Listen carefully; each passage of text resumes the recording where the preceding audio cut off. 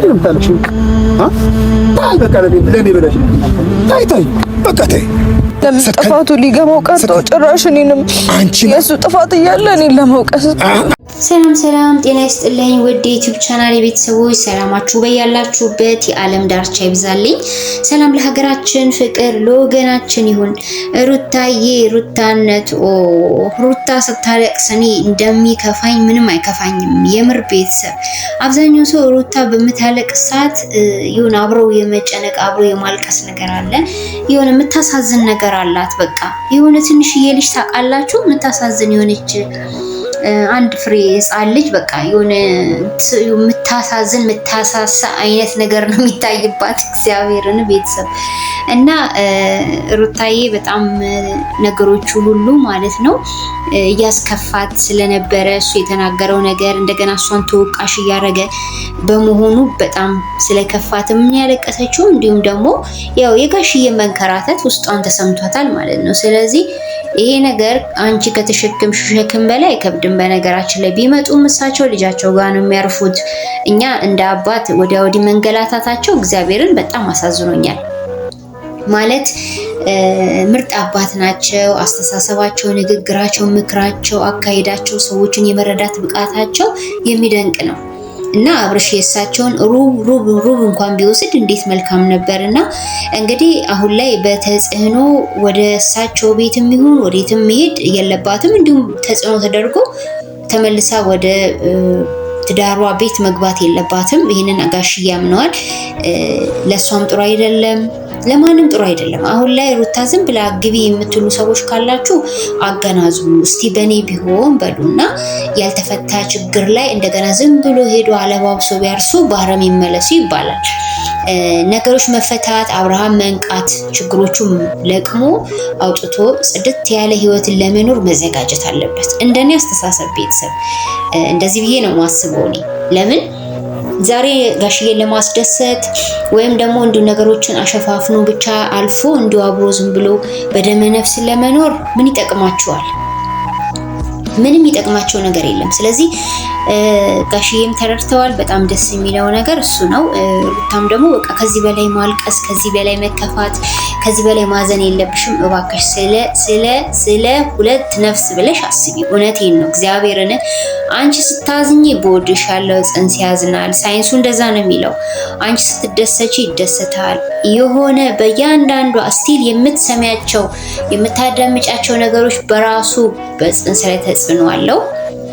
እንደዚህ አይነት ነገሮች ላይ ትኩረት አድርገሽ ራስሽን ብትንከባከቢ ነው መልካም። የሚጎዳ የሚጠቅምሽን ነገር ላይ አሁን ትኩረት አድርጌ ግድ የለም። ያንቺና የአብርሃም ነገር ጊዜ ይፍታው። ጋሽዬም አልቦዝንም። እንዲያውም ወደፊት ይሄ ሁሉ ነገር አልፎ መልካም ህይወት አብረው ይኖራሉ። ውስጥ የሚነግረኝ እንደዛ ነው ብሏል። እንዳፎት ያርግልን ጋሽዬ። እኛ የምንፈልገው የሁለቱን ሰላም፣ በተለይ አብርሽ ብዙ መታረም ያሉበት ችግሮች አሉ። እሱን እንዲፈታ ነው እኛ እስከዛሬም ስንጮህ የነበረው። ማለት እንደ ህፃን ልጅ ሁሉ ጊዜ ስህተት መስራት የሚደብር ነገር ነው እውነት ለመናገር። እና ሩታን ተወቃሽ የሚያደርጋት አንዳች ነገር የለም። ምንም የሰራችው ነገር የለም። ምንም ማለት ሰው ዝም ብሎ ላዩን አይቶ የሁለቱን ብቻ ዝም ብሎ አንድ ቤት እንደደባ ለመኖርን የሚያስቡ ወገኖች አሉ። ይሄ ህይወት አይደለም። ህይወት ማለት እነዚህ ልጆች ብዙ መስዋዕትነት አብረው ተከፋፍለዋል። በተለይ ሩታ ለአቶ አብርሃም የከፈለችው መስዋዕትነት ከሚገባው በላይ ነው።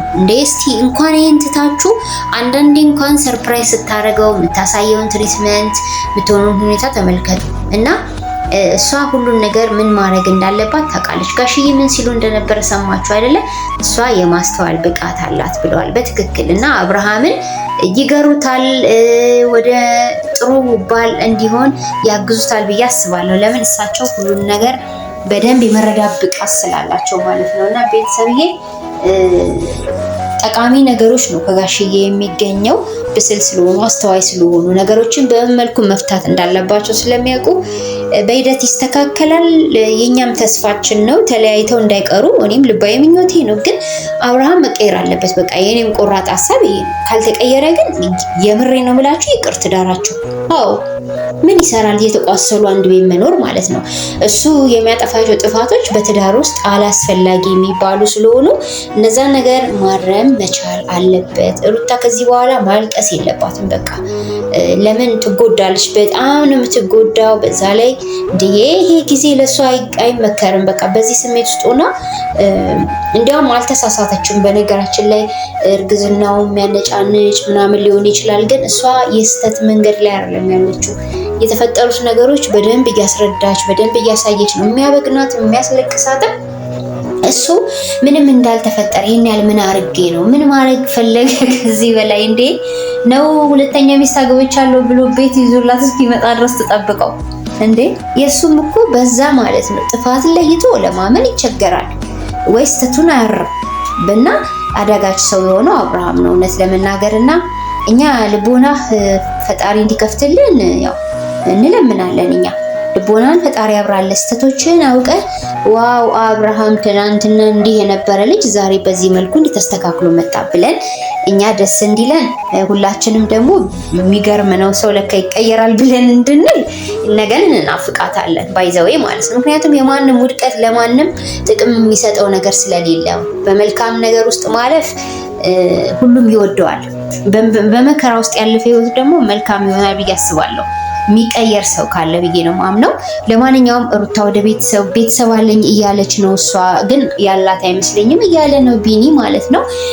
ኖርማሊ እሷ ዝም ብላ ብቻዋን ትሆናለች ብዬ አላስብም። ሜቢ ደግሞ እሷ እንደተናገረችው ካሜራ ውስጥ መግባት የማይፈልግ ቤተሰብ እንዳለ ነው እና ስለዚህ ያው ተረዷት። እሷን ማድረግ ያለባትን ጠንቅቃ የምታውቅ ልጅ ነች። በነገራችን ላይ ሩታ አጓጉል ሁኔታ ላይ ትወድቃለች ብላችሁ እንዳታስቡ። አስተዋይና በልሴ ስለሆነች ብቻዋን ትሆናለች ብዬ አልገምትም እኔም። ለማንኛውም ግን ፈጣሪ ካንቺ ጋር ይሁን ሩትዬ። ሁለተኛ ስታልቅሽ ማየት አንፈልግም። ከዚህ በኋላ ሳቅሽን ነው ማየት የምንፈልገው እና ከዚህ በኋላ ራስሽን ጠብቂ። የምሬ ነው። ይሄ ትልቅ መልእክቴ ነው። ራስሽን ጠብቂ። ወሳኝ የሆነ ነገር ነው ልንሽ የምፈልገው። በተረፈ እንግዲህ በአዳዲስ ነገር ብናይ ከዚህ በኋላ በተለይ አብርሃም ጋር የሚገራርሙ ለውጦች ብናይ ለካ እንዲያጥፍቼ ነበር ብሎ ብናየው ቤተሰብ አትናፍቁ? እኔ ናፍቃለሁ። ምክንያቱም ሰው እንደጠፋ ባይቀር ደስ ይለኛል። ሰው ቢስተካከል ከጥፋቱ ቢመለስ ደስ ይለኛል። ሰው እስከሆነ ድረስ በጣም ብዙ ደካማ ጎኖች አሉ። እውነት ለመናገር 100% ጥሩ ነገር አለን ማለት ይሄ ውሸተኛም ያስብላል። ማናችንም ቢሆን ጎደሎ ጎን አለን። ማናችንም ቢሆን ቶሎ እንረዳለን። አንዳንዶቻችን ደግሞ ቶሎ የመረዳት ብቃት የለንም። ተፈጥሯችን ይወስነዋል። ከዛ ባለፈ ግን ስንነገረን ደግሞ ለመንቃት መሞከር አለብን አይደለም? ሁሌም ማልመጥ ጥሩ አይደለም። በተረፈ እንግዲህ ጋሽዬ ስለሚያደርጉት ነገር ሁሉ በጣም ልባዊ አክብሮት አለን ለእርሶ። ፈጣሪ አሁንም ዛሬም ነገም እለዋለሁ ፈጣሪ ጸጋውን ያብዛሉት። ፈጣሪ ጠብቆት። በእውነት ምርጥዬ አባት ናቸው እና አብርሽ ከአባትህ ተማር። በቃ አባትህ ለአንተ ሮል ሞዴል ናቸው። የምሬን ነው። ለአንተ ለወደፊት የትዳርህ መቃናት፣ ለአንተ የወደፊት የትዳርህ ማማር የእሳቸው የህይወት አካሄድ የእሳቸው ትምህርታዊ ምክር በቂክ ነው ብዬ ነው ማስበው። ቤተሰብዬ ስለነበረን ቆይታ ክብረት ይስጥልኝ። በሌላ ቪዲዮ እንገናኝ።